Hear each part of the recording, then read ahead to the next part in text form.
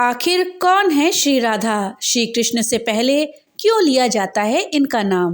राधा मात्र एक नाम नहीं है जिसे कृष्ण नाम से पहले लगाया जाता है। आज भी जब कहीं शाश्वत या आध्यात्मिक प्रेम की चर्चा होती है तो राधे कृष्ण की मनमोहक छवि ही मन मस्तिष्क में आ जाती है। राधा वास्तव में वो पवित्र नाम है जहाँ द्वैत से अद्वैत का मिलन या विलय होता है।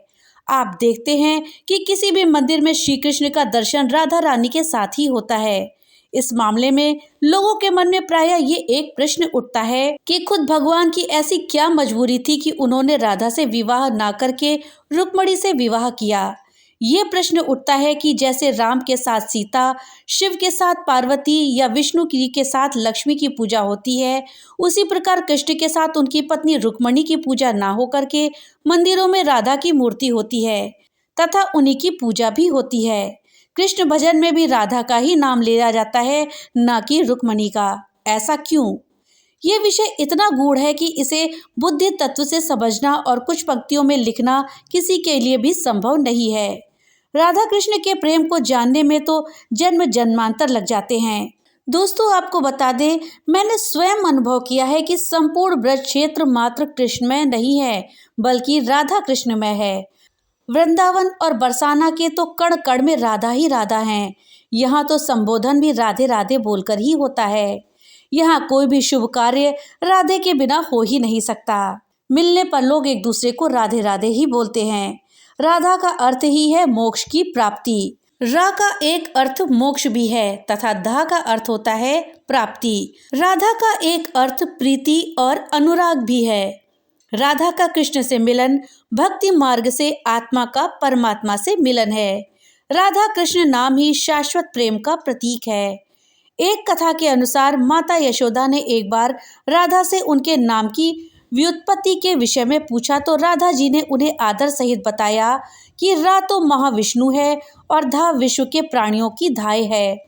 पूर्व काल में श्रीहरि ने ही उनका नाम राधा रखा था। राधा का जिक्र महाभारत, श्रीमद् भागवत, हरिवंश पुराण तथा गीता में नहीं है। राधा का जिक्र पद्म पुराण, ब्रह्म वैवर्त पुराण तथा गर्ग संहिता में अवश्य है। पद्म पुराण एवं ब्रह्म वैवर्त पुराण की रचना महर्षि वेदव्यास के द्वारा और गर्ग संहिता यदुवंशियों के कुलगुरु श्री गर्ग के द्वारा की गई है। राधा और कृष्ण के प्रेम का सबसे अधिक वर्णन गर्ग संहिता में मिलता है। यदुवंशियों के कुलगुरु गर्ग मुनि अपने ही काल में हो रही कृष्ण लीला में किसी भी काल्पनिक किरदार का चित्रण कैसे कर सकते हैं? यहाँ से मिलता है राधा के सत्य होने का प्रमाण। पद्म पुराण की एक कथा के अनुसार जब भगवान श्री विष्णु ने द्वापर युग में श्री कृष्ण का अवतार लिया तब उन्होंने अन्य देवताओं को सहायता के लिए स्वयं अथवा अपने अंश रूप में पृथ्वी पर जन्म लेने का निर्देश दिया। तब भगवान श्री विष्णु की पत्नी श्री लक्ष्मी ने राधा रानी के रूप में यमुना नदी के निकट रावल गांव में अवतरण लिया। इसी तरह त्रेता युग में माता लक्ष्मी ने सीता रूप में अवतरण लिया था और प्रभु श्री विष्णु के रामावतार में श्री राम का साथ दिया था। पद्म पुराण में एक जगह कहा गया है कि राधा ही श्री कृष्ण की आत्मा है। जब राधा श्री कृष्ण की आत्मा है तो स्वयं श्री कृष्ण परमात्मा है। महर्षि वेदव्यास जी ने भी एक जगह लिखा है कि श्री कृष्ण आत्मा राम है और राधा उनकी आत्मा है। हरिवंश महाप्रभु ने तो राधा को कृष्ण से भी अधिक प्रधानता दी है। उन्होंने तो अपने संप्रदाय का नाम ही राधा वल्लभ संप्रदाय रख दिया है। यहाँ बता दें कि वल्लभ का अर्थ होता है प्रिय। राधा चालीसा में तो कहा गया है कि जब तक राधा का नाम नहीं लिया जाए तब तक श्री कृष्ण का प्रेम नहीं मिलता है। वैष्णव संप्रदाय में राधा रानी को तो भगवान श्री कृष्ण की शक्ति स्वरूपा माना गया है। ब्रह्म वैवर्त पुराण के प्रकृति खंड अध्याय 48 तथा गर्ग संहिता की एक कथा के अनुसार राधा और कृष्ण का विवाह उनके बचपन में ही हो गया था। जहाँ ये विवाह हुआ था वो स्थान भांडीर वन था जो अब संकेत तीर्थ कहलाता है। यह स्थान बरसाना और नंदगांव के बीच है। यह विवाह स्वयं ब्रह्मा जी ने विशाखा तथा ललिता की उपस्थिति में करवाया था। यहाँ हर वर्ष राधा जी के जन्मदिन अर्थात राधाष्टमी से लेकर के अनंत चतुर्दशी के दिन तक मेला लगता है। जब श्री कृष्ण कंस वध के हेतु मथुरा चले गए थे तो राधा जी ने अपने स्थान पर अपनी छाया को स्थापित करके स्वयं गोलोक में चली गई थी। राधा जी की जो छाया रह गई थी उसी का विवाह रायण नामक गोप से हुआ था। रायण श्री कृष्ण की माता यशोदा के भाई थे। वो भी श्री कृष्ण के अंशभूत गोप ही थे। अपने स्थान पर अपनी छाया को स्थापित करने की कथा प्राचीन ग्रंथों में अन्य कई जगहों पर भी करी गई है। जैसे राम कथा में जब भगवान श्री राम अपनी पत्नी सीता के अनुरोध पर सुनहरे मृग को पकड़ने के लिए जा रहे थे, तो माता सीता ने अपने स्थान पर अपनी छाया को स्थापित कर दिया और स्वयं अग्निदेव के साथ चली गई थी। तब लंका विजय के पश्चात अग्नि परीक्षा के उपरांत प्रकट हुई। अपने स्थान पर अपनी छाया को स्थापित करने की एक कथा और भी है। वो कथा सूर्य देव की पत्नी संज्ञा देवी की है। एक बार संज्ञा देवी ने तपस्या हेतु जाते वक्त अपनी जगह पर अपनी छाया को स्थापित करा था। ब्रह्मवैवर्त पुराण के अनुसार राधा जी का जन्म भाद्रपद के शुक्ल पक्ष की अष्टमी तिथि को हुआ था। महर्षि गर्ग के अनुसार राधा भी कृष्ण की तरह अनादि और अजन्मी हैं, अर्थात उनका जन्म भी माता के गर्भ से नहीं हुआ था। एक पौराणिक कथा के अनुसार गोलोक धाम में एक बार राधा जी ने कुपित होकर श्री दामा को गोलोक से बाहर पृथ्वी पर जाने तथा राक्षस हो जाने का श्राप दिया, तो क्रोध में श्री दामा ने भी प्रत्युत्तर में राधा जी को श्राप दे दिया कि परमात्मा श्री कृष्ण से पृथ्वी लोक पर आपका भी वियोग हो जाएगा। तब श्री कृष्ण ने वहां प्रकट होकर श्री दामा को आश्वासन दिया कि तुम पृथ्वी पर शंखचूड़ नामक दानवराज बनकर राज करोगे और बाद में भगवान शिव के हाथों मृत्यु को प्राप्त करके पुनः गोलोक धाम वापस आ जाओगे। फिर देवी राधा से कहा कि आप पृथ्वी पर माता कृति और वृषभानु की पुत्री के रूप में जन्म लेने के बाद मेरे आसपास ही रहेंगी। बाद में श्राप के कारण कुछ समय तक मेरा विचोर स्वरूप आपका लौकिक विवाह रायण नामक गोप से होगा। सांसारिक दृष्टि में आप रायण की पत्नी कहलाएंगी, परंतु वो भी मेरा ही अंश होगा। राधा कृष्ण का प्रेम दैहिक और लौकिक न होकर के शाश्वत और परलौकिक है। महर्षि वेदव्यास, गर्ग ऋषि, जयदेव आदि की रचना का सही अर्थ ना निकालकर कुछ आधुनिक साहित्यकारों ने राधा कृष्ण के प्रेम को लौकिक दृष्टि से देखते हुए एक व्याहता स्त्री से श्री कृष्ण का ऐसा दिखाया है। अगर हम श्री कृष्ण के संपूर्ण जीवन काल को देखें तो इसे मुख्यतया 3 भागों में हम बांट सकते हैं। सर्वप्रथम बाल्यकाल, जिसमें समस्त कृष्ण लीला का वर्णन ऋषि मुनियों, भक्त और कवियों ने किया है।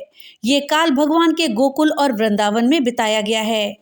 भक्ति काल का साहित्य तो इन्हीं लीलाओं से ओतप्रोत है। इस काल के श्री कृष्ण की पहचान वंशी वाले श्री कृष्ण के रूप में होती है। राधा कृष्ण के प्रेम का युग भी यही काल था। भक्ति काल या पूर्व मध्य काल, जिसकी अवधि संवत 1343 से 1643 तक मानी जाती है। इसमें राधा कृष्ण की भक्ति का तो निरंतर विस्तार होता गया। चैतन्य महाप्रभु, निम्बार्क संप्रदाय, राधा वल्लभ संप्रदाय, सखी भाव संप्रदाय, जयदेव आदि ने तो इस भाव को और भी पुष्ट किया है। चूंकि भक्ति काल का समस्त साहित्य राधा कृष्ण के शाश्वत प्रेम से भरा है, इसलिए मंदिरों की पूजा भी राधा कृष्ण की ही है, न कि रुक्मणी कृष्ण की। कंस वध के बाद जीवन का दूसरा भाग गुरुकुल में बीता तथा तीसरा भाग श्री कृष्ण का योद्धा चरित्र और कुशल राजनीतिज्ञ का है। इस काल में इन्होंने द्वारका पर शासन किया, कई युद्ध लड़े तथा सबसे चर्चित कार्य महाभारत का युद्ध था। अर्जुन को गीता ज्ञान देते समय जो छवि श्री कृष्ण की अकेली छवि है, इसमें राधा या रुक्मणी कोई भी नहीं है। संसार में अधिकतर मंदिरों में भगवान श्री कृष्ण राधा रानी के साथ पूजित होते हैं, तो कुछ मंदिरों में बाल रूप में अकेले और कुछ में अपने बड़े भाई बलराम जी के साथ, परंतु कुछ मंदिरों में अपनी पत्नी रुक्मणी के साथ भी पूजित हैं। मथुरा का द्वारकाधीश मंदिर और महाराष्ट्र के पंढरपुर गांव का विट्ठल रुक्मणी मंदिर इसका विशेष उदाहरण है। श्री राधा कोई अवतार नहीं है, परम ब्रह्म श्री कृष्ण का वाम अंग ही राधा का स्वरूप है। ये ब्रह्म के समान ही गुण और तेज से संपन्न है। इन्हें परावरा, सारभूता, परमाद्या, सनातनी, परमानंद रूपा, धन्या, मान्या और पूज्या भी कहा जाता है। ये नित्य कुंजेश्वरी रास क्रीड़ा की अधिष्ठात्री देवी हैं। रास मंडल में ही इनका आविर्भाव हुआ है। गोलोक धाम में रहने वाली श्री राधा रासेश्वरी और सुरसिका भी कहलाती हैं। नीले रंग के दिव्य वस्त्र धारण करने वाली और संपूर्ण ऐश्वर्यों से संपन्न है। ये भगवान श्री कृष्ण की भक्ति और दास्य प्रदान करने वाली तथा संपूर्ण संपत्तियों को देने वाली हैं। श्री राधा प्रभु श्री कृष्ण की आत्मा है। प्रेम को समझाने के लिए ही उनका और कृष्ण का अवतार हुआ था। दोनों एक ही हैं। आप कह सकते हैं कि दोनों रूप कृष्ण के ही हैं। राधा वो तत्व हैं जो हर मनुष्य में प्रेम के रूप में वास करती हैं। राधा जी किसी का अवतार नहीं, वो खुद ही एक देवी हैं, प्रेम का स्वरूप हैं। ब्रह्मवैवर्त पुराण के अनुसार कृष्ण ही परम ब्रह्म हैं और राधा उनकी शक्ति कही गई हैं। देवी भागवत के अनुसार राधा मूल प्रकृति के 5 मुख्य रूप में से एक है। ये प्रेम और सौंदर्य का रूप हैं। तो दोस्तों, अब आप जान ही गए होंगे कि श्री राधा रानी आखिर कौन है और उनका नाम श्री कृष्ण से पहले क्यों लिया जाता है। वीडियो अगर अच्छी लगी हो तो कमेंट बॉक्स में राधे राधे जरूर लिखिएगा। वीडियो को लाइक और ज़्यादा से ज़्यादा शेयर करिएगा, जिससे कि ये जानकारी अधिकतर लोगों तक पहुंच पाए। और हाँ, अगर चैनल पे पहली बार आए हैं तो कृपया चैनल को सब्सक्राइब कर लें और बेल आइकन दबाना ना भूलें, जिससे कि मेरी वीडियो सबसे पहले आप तक पहुँच सके। तो मिलते हैं अगली नई वीडियो के साथ, तब तक के लिए राधे राधे।